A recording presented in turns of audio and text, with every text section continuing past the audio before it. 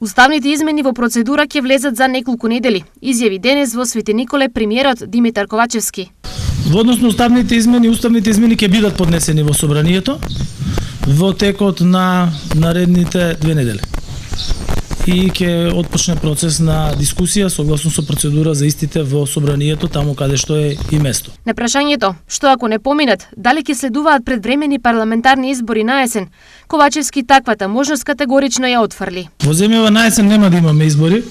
Изборите ќе бидат идната година претседателски па парламентарни.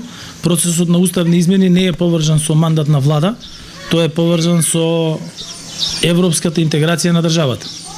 И обврска на секоја политичка партија да ги поддржи европските интеграции. Кога ќе бидат разгледани амандманите на уставот од страна на владата, тие ќе бидат јавно и соопштени и јавно објавени и тогаш сите наши граѓани ќе можат да се уверат дека се работи за технички амандмани